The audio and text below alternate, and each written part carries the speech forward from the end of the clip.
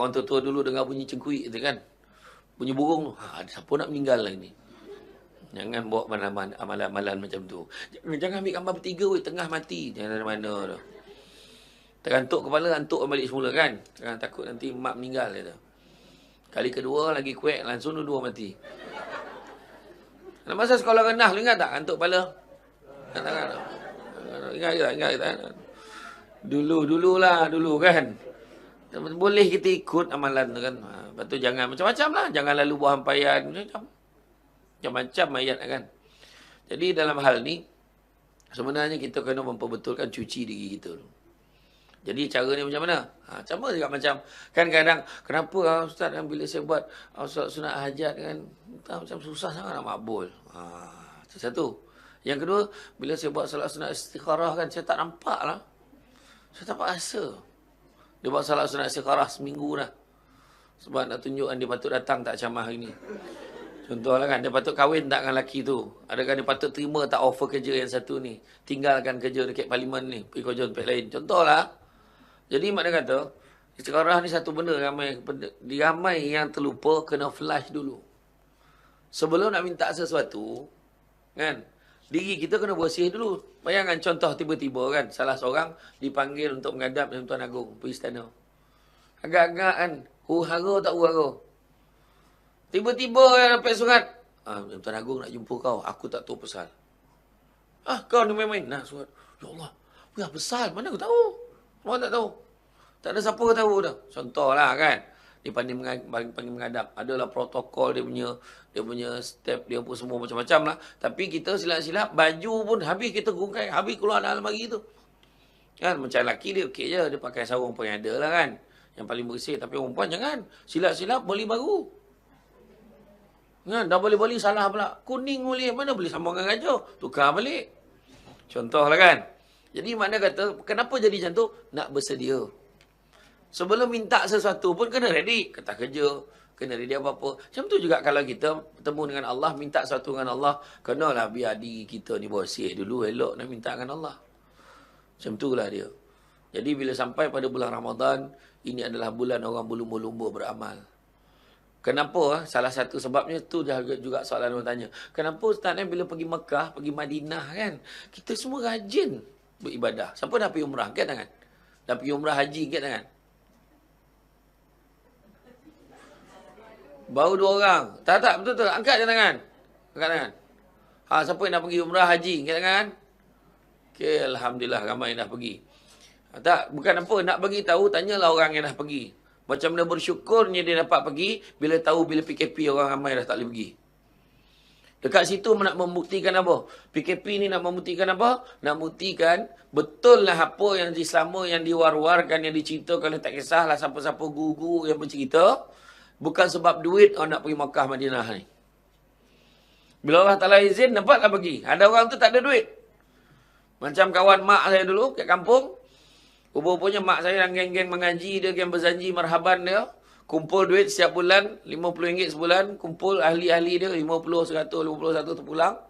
Kumpul-kumpul sampai bulan 10, pilih siapa yang paling rajin pergi jemaah kat surau, aktiviti keagamaan, tapi tak mampu nak pergi Mekah Madinah, sponsor pakai duit tu, hantar dia orang pergi umrah. Pergi Mekah Madinah ni. Dia tak sangka pun, dia orang susah. Bola anak orang jadi pengasuh. Lepas tu jaga suami yang tak sihat. Jadi dia kata, dia tak nak mimpi, tak pernah naik kapal terbang. Umat tak pernah naik. Bila tak pernah naik dan kali pertama naik kapal terbang, tu pergi Makkah Madinah. Cuba fikir. Dan masa tu dia mula, dia cakap dengan mak saya. Takut, dia kata, bukan apa, saya jaga budak ni. Nanti bila saya pergi sana, saya sebulan tak ada hasil, dia kata. Bayangkan, pergi 13 hari, 14 hari, risau tak ada hasil sebulan. Mak saya cakap, jangan risau, rezeki Allah bagi. Ada rezeki tu, pergi je. Nak pergi tak, ni orang sponsor ni. Bukan selalu dapat peluang ni. Yelah, dia pergi. Lepas tu mak saya cakap dengan saya, tapi siapa nak buat dia?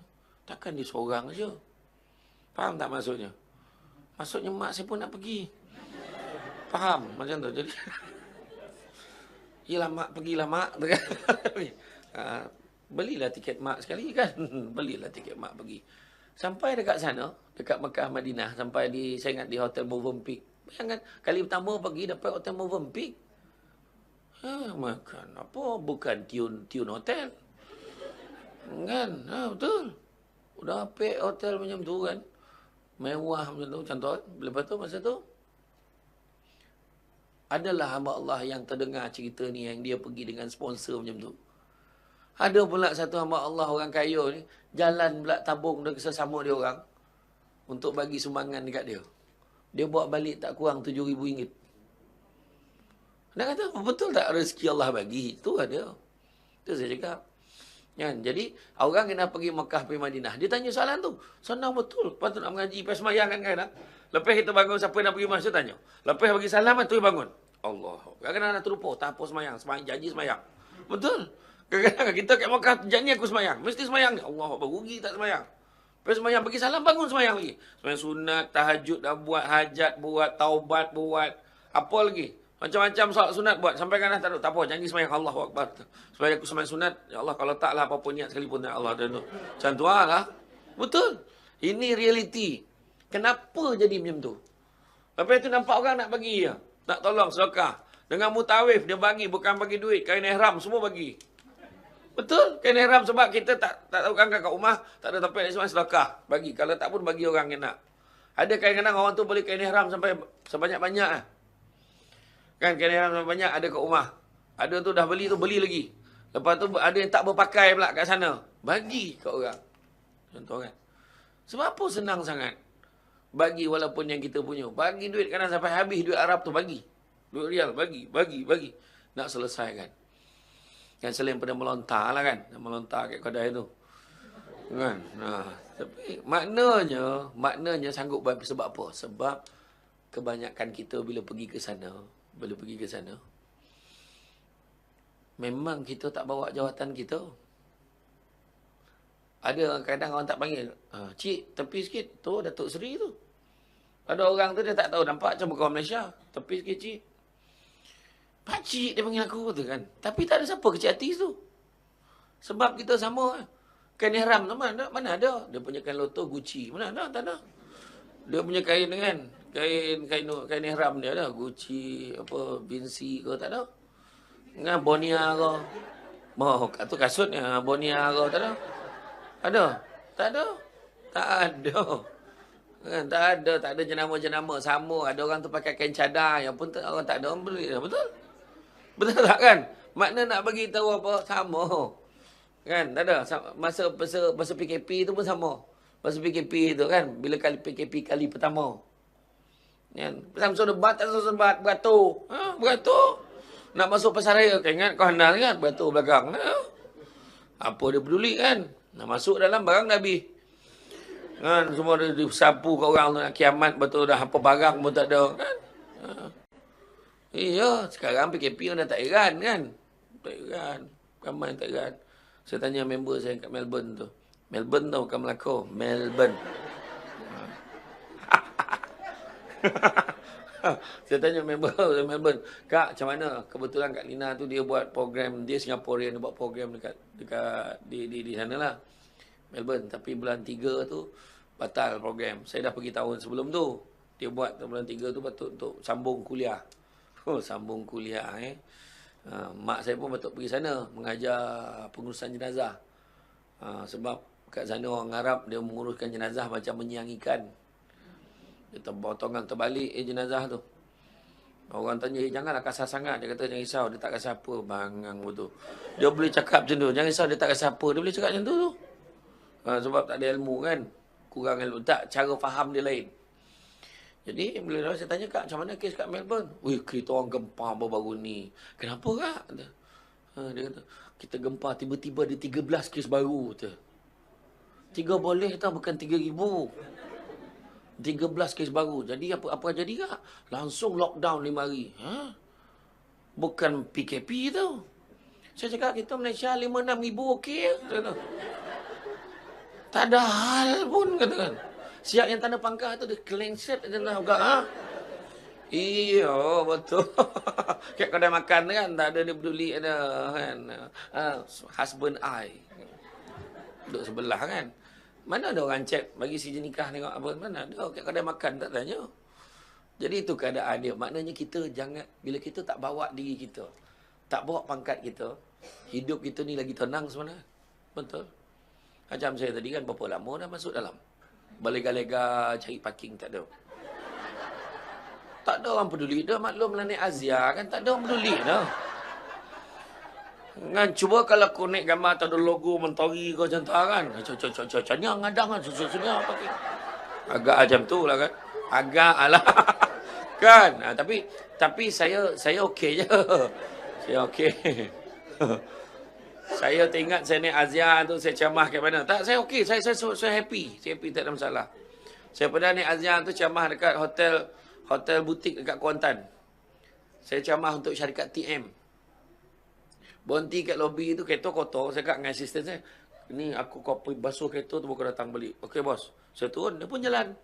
Yang nyambut saya, steady start jauh-jauh datang naik Grab. Woi, kereta aku tu. Grab dia tu. Tapi Tuhan uji kita lah kan. Tapi okey. Bagus kat lah kan. Kita kenal lah siapa orang kan. Tapi tak ada masalah. Saya okey kan. Ya, sebab rupa-rupanya pada seorang. Yang penting jangan kita. Orang lain tak apa. Jangan kita. Kan? Itu sebabnya saya lagi selesa masuk lambat sikit gitu kan. Tapi hari ni saya datang awal. Boleh kita mula awal kan. Sebab apa kita kena ambil awal sikit. Sebab ada orang dah tak sabar nak ambil gambar. Jadi kalau kita tengok kan. Dah tak bunyi mana anda nampak tu kan. Tapi betul, balik semula pada Ramadan ni. Maknanya macam tu juga. Kita ni rasa kecil. Ramadan ni, apa hebatnya Ramadan berbanding ibadah lain? Ramadan ni ibadah paling ikhlas sekali. Kenapa lah Ramadan paling ikhlas? Sebab ibadah-ibadah lain nampak perbuatan puasa. Mana nak nampak puasa? Tak nampak. Orang tu makan 3 pinggan baik muka lapar pun kita rasa dia puasa. Kan? Dia makan kan? Yang baru ni dia orang share yang gambar video yang lakonan yang apa tu, yang JK Surau tu. Kita ni bulan Ramadan ni kenalah kuat kan, sama-sama. Nasi ke senyap? Anak-anak tak tengok video tu kan? Kelakar betul. Patutlah dia sogar, orang lain macam ni lah kan. Ya, betul. Dan kita kena tengok, tu satu. Yang kedua, Ramadan lah puasa yang sebenarnya mengingatkan kita capek, ingat kematian. Kenapa? Kalau kita tengok.